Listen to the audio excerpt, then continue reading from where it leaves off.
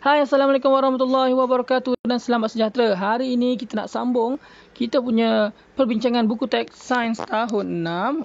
Terkeluar. Okey. KSSR. Kita akan sambung dengan cabar minda. Saya rasa ramai juga yang tunggu untuk video ni keluar. Jadi ini adalah hari ini untuk kita bincangkan muka surat 74 cabar minda sains KSSR buku teks. Okey, mungkin jawapan kat sini tak sama dengan yang dalam buku teks bagi ataupun dalam perbincangan dengan Cik Gawak, tapi mungkin dia hampir-hampir samalah. Okay, sebab sains ni jawapan dia kadang-kadang dia ada banyak yang boleh dia terima. Okay? Jadi mari kita pergi kepada soalan yang pertama. Jawab semua soalan berikut dalam buku latihan sains. Okay, cabar minda. Yang pertama. Antara pengkelasan haiwan berikut, yang manakah betul berdasarkan cara hidup haiwan? Jadi kita kena cari yang betul. Yang betul. Jangan cari yang salah. Yang pertama. Hidup berkumpulan dan yang kedua adalah hidup bersendirian.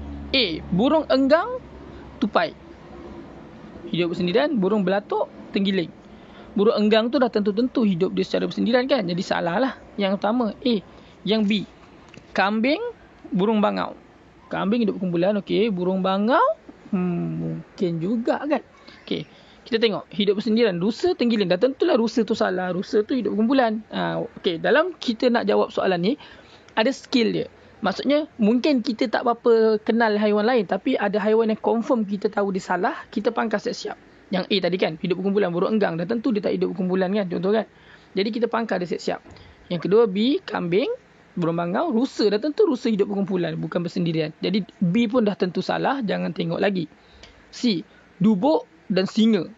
Okey, betul. Dua-dua ni memang hidup berkumpulan. Hidup bersendirian, sumpah-sumpah dan ular sawa. Yang ni macam betul semua kan? Tak apa, kita tengok yang keempat. D, kuda belang dengan ular sawa. Salah. Ular sawa hidup sendirian. Dah salah D ni. Jadi tak payah tengok sebelah ni pun dah tahu salah. Okey. Jadi jawapan yang paling tepat kita adalah C, dubuk, singa hidup berkumpulan, manakala ular sawa dan sesumpah hidup bersendirian. Alright, soalan pertama dah settle. Kita pergi kepada soalan yang kedua. Apakah yang dimaksudkan dengan persaingan antara haiwan? Persaingan antara haiwan. A. Hubungan yang berlaku antara haiwan untuk mendapatkan keperluan asas yang sama. B. Hubungan yang berlaku antara haiwan untuk mendapatkan keperluan asas yang terhad. Beza antara A dengan B. A sama, B terhad. Dia memang akan bersaing untuk dapatkan keperluan asas yang sama kan. Tapi keperluan tu mesti dah terhad. Kalau tak terhad, dia tak akan bersaing. Terhad maksudnya tak cukup lah kan. Kalau banyak je, buat apa dia nak bersaing kan. Mungkin B betul. A tu dah kurang betul. Kita tengok yang C. Hubungan yang berlaku dalam intraspesies dan interspesies bagi memperoleh keperluan asas. Ataupun yang keempat ni pun macam lagi cantik pula ayat dia ada intraspesies dan interspesies kan. D. Hubungan yang berlaku dalam intraspesies dan interspesies bagi memperoleh keperluan asas yang terhad. Jadi saya rasa yang paling tepat B dan D betul, tapi yang paling tepat saya rasa adalah D kerana dia ada perkataan intraspesies dan interspesies. Maksudnya interaksi antara persaingan antara haiwan ni, persaingan dia bagi kepada dua, kita belajar tadi kan. Sebelum ni kan, intraspesies dan interspesies. Intraspesies antara spesies yang sama, interspesies adalah antara spesies yang berbeza. Jadi paling tepat, paling lengkap jawapan dia adalah D, hubungan yang berlaku dalam intraspesies dan interspesies bagi memperoleh keperluan asas yang terhad. Okey. Soalan ketiga. Pokok tanduk rusa menumpang pada pokok lain untuk terus hidup. Mungkin kita tak tahu tanduk rusa ni sebab dalam buku teks tak ada masa awal-awal perbincangan tadi kan. Tapi dengan nota yang video sebelum ni ada nota yang saya kepilkan bersama tu. Dia cerita pasal tanduk rusa. Tapi tak apa. Kita tengok dulu ayat dia. Pokok tanduk rusa tumbuh menumpang pada pokok lain untuk terus hidup. Namun pokok perumah tetap hidup subur. Dia dah bagi poin kat sini. Dia kata pokok perumah hidup subur, tak kena kacau pun. Apakah jenis interaksi antara tumbuhan ini? Tengok sini Sebab inilah namanya pokok tanduk rusa. Okey, dia ada dekat celah-celah ketiak antara dahan dengan pokok utama tu kat celah ni kan. Ini pokok tanduk rusa. Dia sebenarnya kalau ikut pada ayat kat sini, dia menumpang untuk dapatkan keperluan asas tapi dia tak makan ataupun dia tak rembat pun air ataupun nutrien daripada pokok perumah, pokok yang ditumpang tu. Jadi bila dia tak tumpang, kalau kita tengok dalam kutip ada dua, sama ada parasitisme ataupun komensalisme kan. Jadi kat sini dia tak ada masalah, pokok induk tak ada masalah, jadi nama dia adalah komensalisma. Okey, interaksinya adalah komensalisma. Satu untung, satu lagi tak untung dan tak rugi apa-apa. Okey. Seterusnya, soalan yang keempat. Pokok pisang membiak melalui anak pokok. Keadaan ini menyebabkan pokok induk dan anak-anak pokok tumbuh berhampiran antara satu sama lain. Bila dia tumbuh sini, ada anak-anak dia kan. Jadi, apakah faktor persaingan antara pokok pisang dengan anak-anak dia? Apa faktor persaingan dia? Dan tentulah kalau duduk sebelah-sebelah tu banyak faktor persaingan kan antara tumbuhan, iaitu cahaya matahari, air, nutrien dan ruang. Jadi kita boleh jawab semua. Okay, kalau bagi saya, kita jawab semua pun boleh. Air dah tentu dia akan bersaing air. Dekat dalam tanah tu, akar tu dekat-dekat dia tumbuh kan. Nutrien pun sama. Bila air dia mesti ada kaitan dengan nutrien. Sebab air dekat dalam yang disedot oleh akar akan membawa nutrien-nutrien tu sekali. Nutrien tu sekali akan masuk ke dalam pokok dengan air-air tu. Sebab itu air dan nutrien betul. Dan juga cahaya matahari dah tentu. Sebab pokok pisang dengan anak-anak pokok pisang tu dia nak dapatkan cahaya matahari. Tapi anak-anak kat bawah dia tu bersaing sama sendiri, bersaing dengan ibu dia sendiri sebab nak dapatkan cahaya matahari, sebab ibu dia lagi tinggi. Kan, induk dia tu lagi tinggi. Okey. Dan juga kawasan dah tentulah, sebab kawasan dia memang sebelah-sebelah lah, dia memang nak dapat kawasan yang luas. Sebab bila dia dapat kawasan, dia dapat air yang cukup, dia dapat nutrien yang cukup dan dapat cahaya matahari yang cukup. Jadi keempat-empatnya dikira sebagai persaingan lah. Jadi air, nutrien, cahaya matahari dan kawasan. Okey. Atau ruang lah. Okey, kita pergi kepada sambungan muka surat 75. Soalan yang kelima. Maklumat berikut menunjukkan langkah-langkah untuk menyiasat faktor persaingan antara tumbuhan. Okey, A. Susun langkah-langkah berikut mengikut urutan yang betul. Okey, P. Letakkan 5 biji benih jagung ke dalam bekas X dan 15 biji dalam bekas Y. Okey, maksudnya dia asingkan bekas X 5 biji, bekas Y 15 biji. Oh, nampak tu. Dia persaingan untuk menyiasat faktor persaingan kan. Ini biasa biji-biji yang berbeza ni mungkin ada kena mengena dengan ruang kan. Jom kita tengok seterusnya. Q. Siram kedua-dua bekas dengan isi padu air yang sama setiap hari. Okey, air dia bagi sama. Air dimalarkan. Okey, sekarang bekas yang sama. Biji benih je berbeza. Yang ini X ada 5, Y ada 15. Kemudian dua-dua kita siram air yang sama. Okey, R.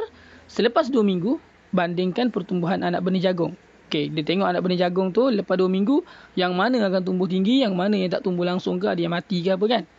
Kemudian yang S, sediakan 2 bekas semayan yang bersama saiz dan isikan bekas dengan kuantiti tanah yang sama banyak. Labelkan X dan Y. Baru nak label. Maksudnya dia suruh susun langkah. Jadi yang pertama sekali mestilah mula dengan S. Sediakan 2 bekas semayan dulu. Labelkan X dengan Y. Lepas dah S tu barulah P. S, P. Letakkan benih jagung. X 5 biji, Y 15 biji. Kemudian lepas S, P, lepas tu Q, siramkan air dalam kedua-dua bekas dengan isi padu yang sama. Kemudian S, lepas tu barulah R. Selepas 2 minggu bandingkan pertumbuhannya. Maksudnya saya ulang sekali lagi jawapan dia.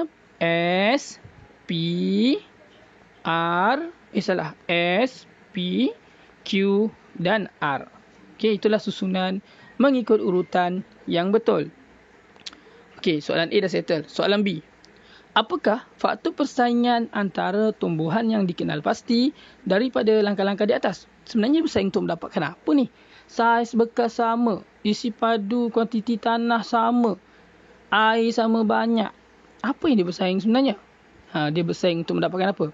Satu tu 5 biji, awak bayangkan awak duduk dalam satu bilik 5 orang dengan awak duduk dalam satu bilik 15 orang. Tak ada penjarakan sosial. Jadi apa yang kita tak ada tu? Penjarakan sosial kan? Maksudnya jarak tak ada. Jadi jarak tu maksudnya kawasan lah, ataupun ruang. Jadi untuk eksperimen ini, faktor persaingannya adalah ruang. Okey, ruang lah. Nak senang ruang. Okey. Sebab dia 5 biji dengan 5. Tapi boleh juga sebenarnya. Sebab dia satu dia ruang. Satu lagi, kalau kita tengok, jom kita follow je. Kita pergi kejap usul atas. Kita nak lebih tahu. Kita tengok usul atas. Dia pakai biji yang tak sama. Maksudnya dia pakai jumlah yang tak sama. Kalau ruang, kadang-kadang dia buat jumlah yang sama tapi dia jarak-jarak. Okey, tengok sekejap. Muka surat 60, 70. Okey, kat sini dia kata okey, yang untuk ruang ruang kan, ruang dia guna okey sama 20 biji 20 biji. Okey, jadi bukan ruang. Yang ini 10 biji anak benih A dan B. Jarak. Yang ni nutrien. Nutrien pun dia pakai pokok yang sama. Okey. Okay, kita tengok satu lagi muka surat 69. Kat sini cahaya, yang kat sini air. 2 biji. Okey, satu dia tanam dengan Kita tengok semaikan tumbuh seminggu, 2 anak pokok dan 10. Yang beza 2 anak pokok dalam pasu A dan 10 anak pokok dalam pasu B. Maksudnya yang beza bilangan anak pokok adalah faktornya air. Okey, jadi nak faham eksperimen ni, kita tengok aktiviti pertama, faktor air dia akan bezakan anak pokok punya bilangan biji biji benih 2 dengan 10 kan. Kalau aktiviti kedua ni, ni tak ada kena guna, senang saja kan, cahaya matahari kan. Yang C ni kalau ada pakai 2 bekas, yang ini kalau jarak ruang dia pakai bekas yang sama, cuma biji dia sama. Sebab 20 biji cili, 20 biji anak benih sama, cuma ruang tu dijarak-jarakkan. Okey, tapi boleh juga jawab yang ini Dan juga seterusnya kita tengok yang keempat, dia pakai 10 biji juga, 10 biji. Tapi yang kat sini nutrien. Jadi kalau daripada eksperimen ini, empat-empat ni, jadi jawapan yang paling tepat dekat sini, sebabkan dia punya yang dimanipulasi adalah bilangan anak benih, jadi saya rasa jawapan dekat sini, faktor persaingan dia adalah yang paling tepat berdasarkan buku teks. Sebenarnya boleh je jawab ruang tadi. Tapi kalau berdasarkan buku teks dengan eksperimen yang ditunjukkan adalah dia bersaing untuk mendapatkan air. Dia bersaing untuk mendapatkan air. Okay, walaupun tapi cara dia susun tu kan, isi padu air yang sama setiap hari kan, air sama. Tapi cara dia tu 5 dengan 15 tu nampak macam ruang. Tapi dia tak cakap susunan dia berbeza. Jadi memang saya rasa jawapan dia adalah air. Okay, jadi faktor persaingan adalah air kalau berpandukan kepada buku teks. Okay. Alright, nombor 6. Satu penyiasatan telah dijalankan oleh sekumpulan ahli kelab sains ke atas 2 ekor udang daripada 2 buah kolam ternakan udang yang berbeza. Rajah di bawah menunjukkan pemerhatian dan data yang mereka peroleh. Kolam A beratnya adalah 14 gram, kolam B beratnya 8 gram sahaja. Jadi kolam A udang dia besar, kolam B udang dia kecil. Okay. Jadi berdasarkan maklumat di atas, okay, maksudnya dia lepas ni lepas eksperimen kot. Okay. Berikan 2 inference. Inference maksudnya sebab daripada pemerhatian yang sesuai tentang perbezaan yang terdapat pada udang-udang tersebut. Dia cek dekat kolam A, asal udang dia besar-besar, berat-berat. Cek kolam B, apa asal udang kecil-kecil ni? Agak-agak kenapa? Mungkin sebab jumlah makanan yang diberikan tak sama. Okey, jadi kita boleh jawab jumlah makanan yang diberikan kurang, ataupun jumlah makanan yang diberikan di kolam A adalah lebih banyak berbanding kolam B. Saya ulang, jumlah makanan yang diberikan di kolam A lebih banyak berbanding kolam B. Soalan B. Dengan memilih satu daripada inferen kamu di atas. Dia nak 2 inferen. Okey, kita bagi dia satu.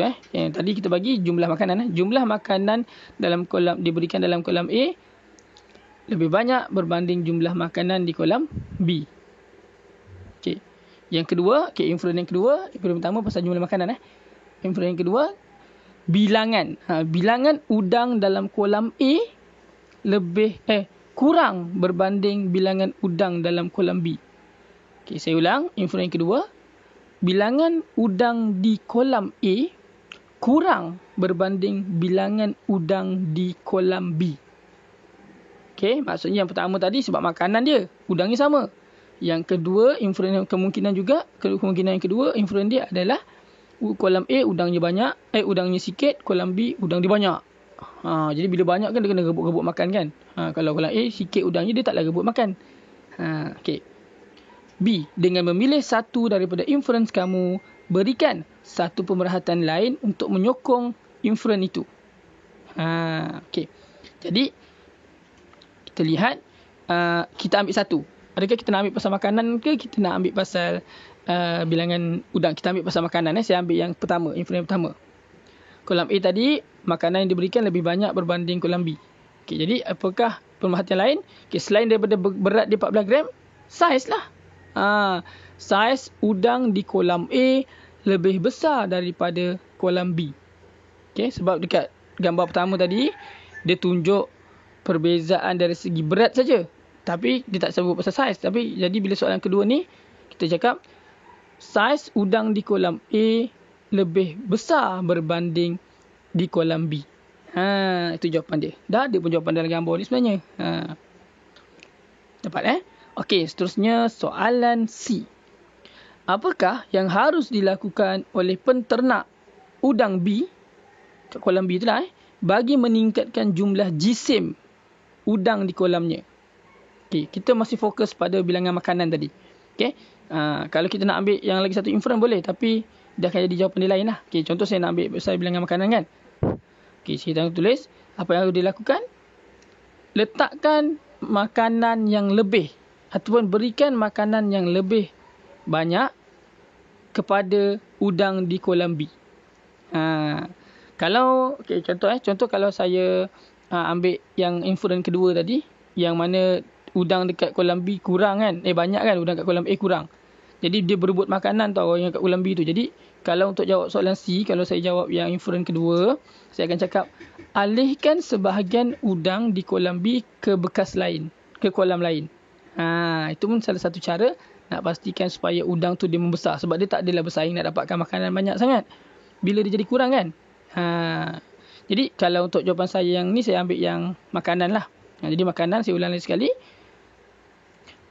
Letakkan makanan yang lebih banyak di kolam B, supaya udang tu lebih besar lah. Okay. Jadi semuanya bergantung pada pilihan inference awak yang pertama kat soalan A tadi. Yang saya bagi jawapan adalah untuk inference yang pertama lah. Okay. Alright, seterusnya itu saja sampai muka 175 berkenaan dengan cabar mindai tadi kan. Okey, kemudian kita buat recap sikit berkenaan dengan jom cuba projek terrarium. Okey, kat sini adalah tujuan dia untuk membina terrarium bagi memahami persaingan yang berlaku dalam habitat, alat dan bahan, komputer, talian internet dan peralatan untuk membina terrarium. Langkah-langkah dia apa terrarium tu? Lakukan aktiviti ini secara berpasangan. Cari maklumat tentang cara membina terrarium menerusi talian internet. Okey, kalau awak tengok budak-budak tahun 2 ke tahun 2 rasanya pun mereka dah buat terrarium ni berkaitan dengan haiwan. Awak dah boleh buat macam diorang lah. Mereka lagi awal buat sebab mereka akses makan kan. Jadi yang ketiga, pilih salah satu contoh kaedah membina terrarium dan simpan. Okey, bincang bersama-sama dengan pasangan kamu untuk menjalankan projek ini. Kita kena buat aktiviti ini secara berpasangan lah. Okay, sediakan alat dan bahan radar seperti yang terdapat dalam maklumat yang dikumpulkan, bina terrarium, berpandukan maklumat, buat pemerhatian, ambil gambar dalam tempoh sebulan, 2 bulan atau 3 bulan dan bandingkan hasil pemerhatian dan buat laporan bersama-sama dengan rakan kamu. Okey, kalau dekat tahun 2 bukan terrarium, dekat tahun 2 tu dia buat diorama, haiwan yang betul, bukan betul-betul haiwan lah. Tapi untuk tahun 6 ni awak dah besar, jadi mungkin dia bagi awak terrarium lah. Terrarium ni sebenarnya adalah spesimen-spesimen yang betul tau. Kita ambil haiwan-haiwan kecil tu, kita letak dalam ni. Nampak? Ataupun tumbuhan-tumbuhan kecil tu kita tanamkan dalam ni, kita masukkan dalam akuarium macam dalam arahan ni. Aktiviti ni sangat seronok dan cikgu-cikgu sekolah, rakan-rakan saya pun sekolah-sekolah lain lah. Okay, dia ada buat aktiviti ni dan sangat menarik. Cuma kita kena rajin lah tengok-tengok jaga terrarium ni supaya tak kotor. Okay, kadang-kadang takut ada semut-semut daripada luar kan. Jadi kena jaga elok-elok lah. Okay, jadi untuk keselamatan, basuh tangan dengan menggunakan sabun sehingga bersih selepas jalankan projek ni. Okay, ada soalan kat sini. Sebelum tu kita baca info klik. Terrarium ialah taman mini yang dibina dalam bekas lutsina. Dia macam kat akuarium lah. Akuarium pun boleh. Okay, kita bina, kita tanam lah pokok kat situ tapi mini lah. Pastikan hidupan tu boleh tumbuh dengan baik kan. Nanti kita dapat tengok apa benda yang mereka bersaing dalam tu. Macam-macam pokok ada kan, mesti nak bersaing, nak pakai air apa semua kan. Jadi dia menarik lah. Boleh buat hiasan juga kat rumah. Okay, jadi soalan dia, apakah persaingan yang berlaku dalam terrarium kamu? Kalau awak ada buat, awak boleh jawab soalan ni. Kalau saya tengok pada kawan-kawan saya punya terrarium, persaingan yang berlaku adalah persaingan untuk mendapatkan ruang. Sebab ruang dia kecil. Jadi yang kedua, apakah tumbuhan yang sesuai dijadikan spesimen ketika melaksanakan projek kamu? Berikan alasan kamu. Ini bergantung lah. Tumbuhan apa yang senang nak jadikan spesimen dalam ni? Kita ambillah pokok-pokok yang senang tumbuh. Macam rumput ke kan, ataupun pokok apa yang saya buat hari tu, pokok tak ingat nama pokok dia apa. Awak boleh tanam rumput kat situ. Awak boleh tanam mungkin yang apa-apalah yang awak, saya pun tak pasti. Saya tak ingat. Itu saya buat 50 kawan saya buat 50 pokok bila bincang dengan cikgu awak. Mungkin jawapan saya kat sini saya bagi adalah rumput, kerana ia senang tumbuh. Sebab dia menggunakan spora kan, dia mudah untuk tumbuh. Jadi alasannya kerana ia mudah untuk tumbuh. Okay, kalau saya jawab rumput. Okay, awak boleh pilih jawapan lain juga. Okey, jadi guru, aktiviti membina terrarium merupakan aktiviti yang menarik dan mencabar. Guru boleh menjadikan aktiviti ini sebagai pertandingan peringkat sekolah dan menjual terrarium yang dihasilkan. Okey, jadi ini adalah contoh yang awak boleh buat dekat sekolah dan boleh jual bersama, bila dah siap nanti, dan boleh buat pertandingan. Cikgu-cikgu boleh buat kat sekolah. Sangat menarik pertandingan ini sebab dia memerlukan, dia mencabar sebenarnya, nak kena jaga tumbuhan-tumbuhan tu, cantik-cantikkan dia supaya kita tidak merosakkan terrarium tersebut. Okey, kemudian saya rasa sampai sini saja untuk bab 4. Okey, kita akan sambung lagi pada kelas akan datang dengan bab baru, iaitu pemeliharaan dan pemuliharaan, ke surat 77. Bab 5, kita dah keluar daripada tajuk tumbuhan, haiwan, persaingan tu semua, kita masuk pada tajuk zaman dinosaur. Mungkin tajuk ni menarik. Jadi kalau nak tahu apa cerita pasal tajuk ni, teruskan subscribe dan tekan butang loceng, nantikan video terbaru daripada saya. Assalamualaikum warahmatullahi wabarakatuh dan selamat sejahtera.